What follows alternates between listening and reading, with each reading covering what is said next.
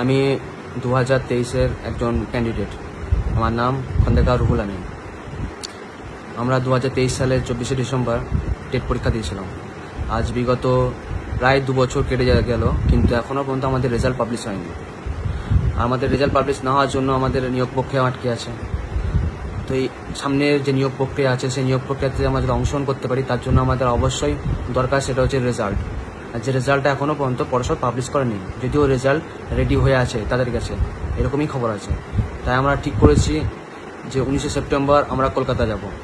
তাই আমার আবেদন, যত ভাই বোনেরা আছে, দাদা দিদিরা আছে 2023-এর ক্যান্ডিডেট, 2023-এর স্বার্থে তারা অবশ্যই কলকাতায় রওনা হবেন 19শে সেপ্টেম্বর।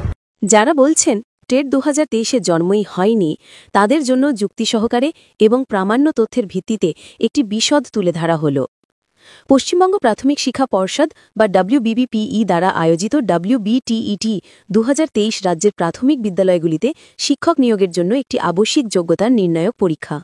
এই পরীক্ষা নিয়ে কিছু মহলে বিভ্রান্তিকর তথ্য ছড়ানো হচ্ছে যে WBTET 2023 অস্তিত্বহীন। তাহলে আপনারা কিছু তথ্য জেনে রাখুন। গুরুত্বপূর্ণ তারিখসমূহ: অফিসিয়াল নোটিফিকেশন প্রকাশ 13ই সেপ্টেম্বর 2023, আবেদন প্রক্রিয়া শুরু 14ই সেপ্টেম্বর 2023, আবেদন প্রক্রিয়া শেষ 4 অক্টোবর 2023, পরীক্ষার তারিখ 24শে ডিসেম্বর 2023, অস্থায়ী উত্তরপত্র বা প্রভিশনাল আনসার কি প্রকাশ 7ই মে 2024, উত্তরপত্র নিয়ে আপত্তি জানানোর সময়সীমা 10ই মে থেকে 9 জুন 2024, ফলাফল প্রকাশ এখনও প্রকাশিত হয়নি। 1. নোটিফিকেশন প্রকাশ। পশ্চিমবঙ্গ প্রাথমিক শিক্ষা পর্ষদ বা WBBPE গত 13ই সেপ্টেম্বর 2023 তারিখে WBTET 2023-এর জন্য বিস্তারিত অফিসিয়াল বিজ্ঞপ্তি প্রকাশ করে। এই দিন থেকে পরীক্ষার আনুষ্ঠানিক সূচনা হয়। সুতরাং যারা বলছেন এর জন্মই হয়নি, তারা হয়তো এই গুরুত্বপূর্ণ তারিখটি সম্পর্কে অবগত নন। 2. পরীক্ষা গ্রহণ বা অস্তিত্বের প্রমাণ।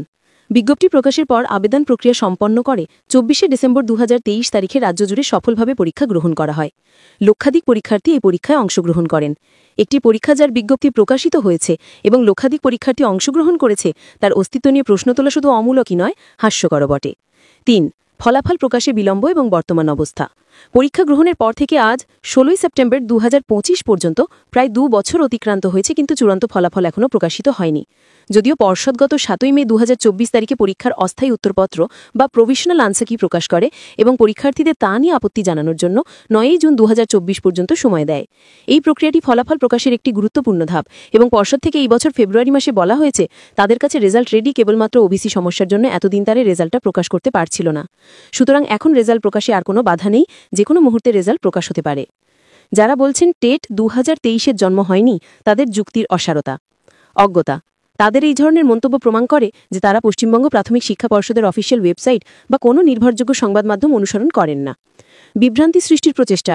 এমন হতে পারে যে কোনো বিশেষ উদ্দেশ্য নিয়ে পরীক্ষার্থীদের মধ্যে বিভ্রান্তি এবং হতাশা সৃষ্টির জন্য এই ধরনের ভুল তথ্য ছড়ানো হচ্ছে।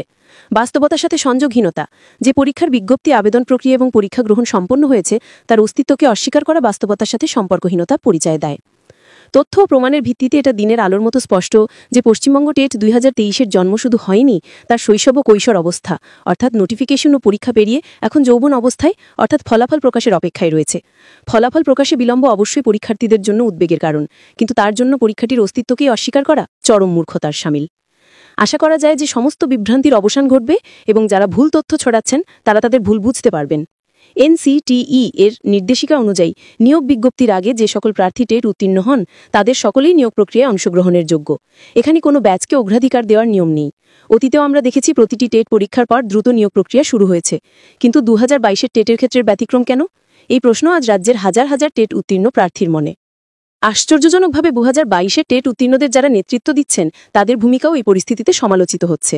যদি NCTE এর নিয়মকানুন সম্পর্কে তারা সত্যি অবগত থাকতেন, তাহলে 2023-এ টেট পরীক্ষা হওয়ার আগেই তাদের তীব্র প্রতিবাদ জানানো উচিত ছিল। কেন তারা তখন নীরব ছিলেন? এই নীরবতা কি তাদের অপরিপক্কতা এবং দূরদর্শিতার অভাব প্রমাণ করে না, নাকি তারা এই জটিল পরিস্থিতির জন্য নিজেরাই অনেকটা দায়ী? সবচেয়ে হতাশাজনক দিকটি হল 2023-এ টেট পরীক্ষা সম্পন্ন হওয়ার প্রায় 2 বছর পরও এখনও সেই পরীক্ষার ফল আটকে রেখে কেবল 2022-এর উত্তীর্ণদের জন্য নিয়োগ বিজ্ঞপ্তির দাবি জানানো হচ্ছে। এই দাবি কেবল অবাস্তবই নয়, বরং আইন ও NCTE এর নির্দেশিকার পরিপন্থী। যারা শিক্ষকতার মতো একটি মহান পেশায় আসতে চান, তাদের কাছ থেকে এমন অপরিপক্ক ও নিয়ম বহির্ভূত দাবিকে করে আসে।